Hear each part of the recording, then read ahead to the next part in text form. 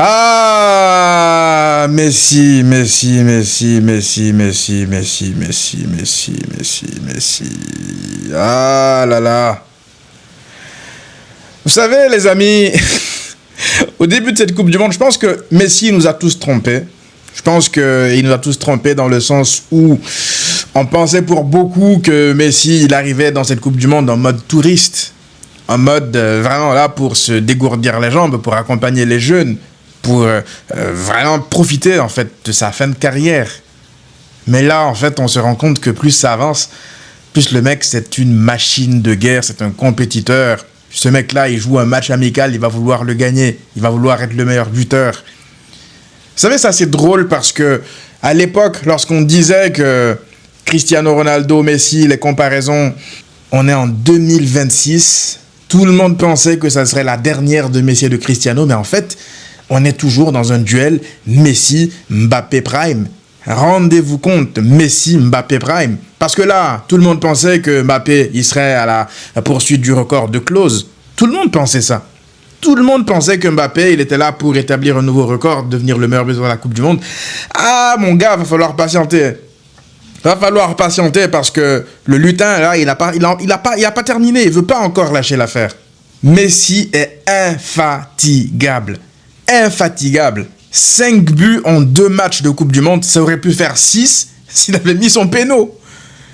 Rendez-vous compte, le mec va avoir 39 piges dans quelques jours. Il aurait pu faire 2 triplés en 2 matchs de Coupe du Monde. Vous savez, le péno qui rate là, j'ai été content qu'il le rate. Vous savez pourquoi pas? Parce qu'il n'y a pas péno, parce que on a vu les mêmes personnes venir ici nous fatiguer avec oui, l'Argentine se fait toujours aider, le péno il était un peu généreux. Même moi, vous savez, avant d'avoir vu le ralenti, je pensais qu'il n'y avait pas péno. Je pensais que voilà, Lautaro Martinez, il en a juste rajouté parce que le tacle était propre. Et puis j'ai vu le ralenti, il y a le joueur de l'Autriche, le mec qui était à côté là, lui il joue pas le ballon, lui il joue la cheville de Lautaro Martinez.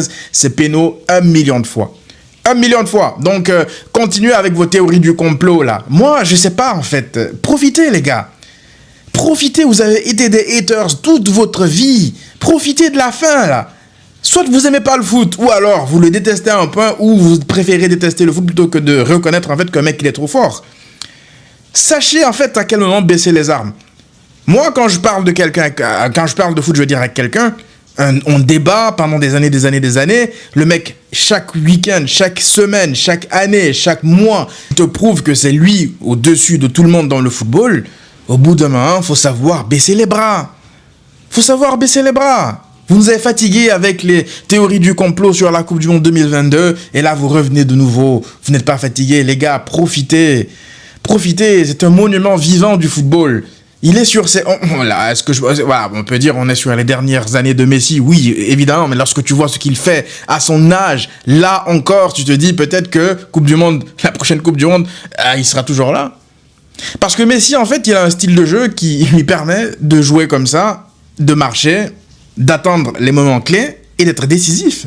Parce que, encore aujourd'hui, c'est le meilleur pied gauche du monde. C'est aussi simple que ça. Lionel Messi, aujourd'hui, c'est le meilleur pied gauche du monde. À chaque fois qu'il va se retrouver devant la cage, il va savoir comment placer ses ballons contre-pied parfait sur le premier but. Combien de fois il a mis un but comme ça dans sa vie, dans sa carrière? Combien de fois? Ça m'a rappelé le but qu'il met au Bernabeu à la dernière seconde. Il en a mis des tonnes et des tonnes et des tonnes et des tonnes comme ça. Faut saluer aussi l'intelligence de jeu de Thiago Almada qui laisse passer le ballon.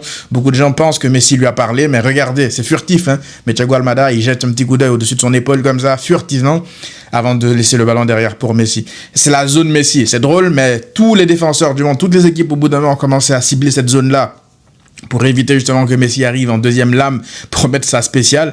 Vous vous rendez compte, ça fait combien d'années, plus de 15 ans, il y a personne qui arrive en fait à trouver la parade.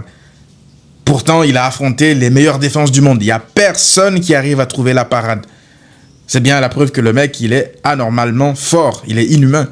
L'Argentine est qualifiée grâce à lui. Les autres aussi font un gros match. Il faut parler de leur milieu.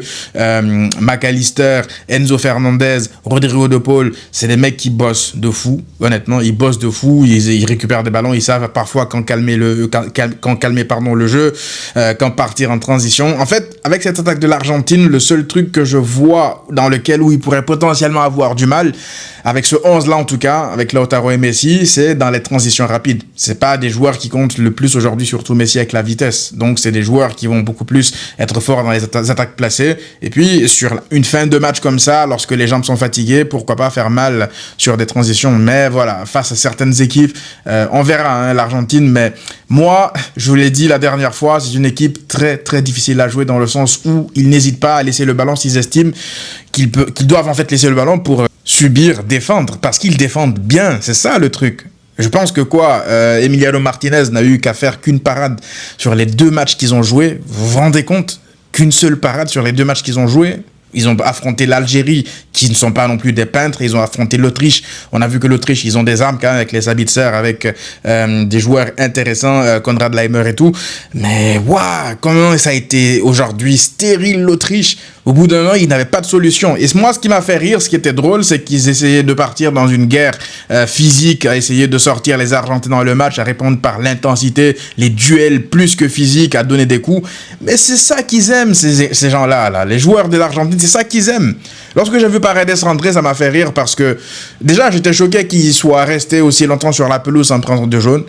Parce que lui, c'est le joueur catin par excellence, Paredes. Mais ils en ont tellement dans leur équipe, des joueurs vicieux, sales, qui donnent des coups juste parfois pour faire mal, comme Cuti Romero. Alors Cuti Romero, lui, s'il se prend pas un rouge d'ici la fin de la Coupe du Monde, ça sera une totale anomalie. Bref, on a quand même une équipe sereine derrière, avec un Emiliano Martinez qui est toujours rassurant. Ils sont complets en fait. Même lorsqu'ils n'ont pas le ballon, t'as pas l'impression en fait qu'ils sont en danger. C'est ça leur force. C'est une équipe mature. Une équipe mature. Là, je suis en train de revoir les 18 buts de la Coupe du Monde de Messi qui sont en train de remettre un par un. Mais la palette du mec, les gars, il y a des coups francs, il y a des buts du droit, il y a des buts, des enroulés de fou en pleine lucarne. Waouh. Et c'est assez symbolique, C'est assez symbolique, en fait, que le but qu'il met pour battre le record de but de l'histoire de la Coupe du Monde ne soit pas, en fait, sur un péno. C'est assez symbolique parce que ça résume le joueur qu'il est, ça résume sa carrière. Moi, lorsqu'il s'avance pour tirer le péno, je me dis peut-être que dans sa tête, ça va commencer à cogiter le record, tout ça. On connaît Messi. Les gens qui ont suivi Messi toute sa carrière, on sait que dans ce type d'événement-là, ça se peut qu'il flanche un peu, qu'il tire le péno n'importe comment, ou en tout cas qu'il ne la cadre même pas. C'est ce qu'il a fait aujourd'hui. Il a raté des pénaux importants dans sa carrière, on le sait. Et on savait aussi, pour ceux qui suivent Messi depuis le début de sa carrière, que lorsqu'il rate un péno dans un match important, très très très souvent, très régulièrement, il compense par un but dans le jeu. Et pas n'importe quel but, pas un tap-in. Là, aujourd'hui, il arrive, il te met ce but-là, placé comme ça contre-pied pour tuer le gardien. Puis derrière, tu vois qu'il réussit déjà sur la passe de fou sur Alvarez, qui rate d'ailleurs l'action. Il arrête pas ses efforts, il continue, et puis il force quoi. Il veut aller chercher ce but-là. Bref, le meilleur joueur de l'histoire, tout simplement.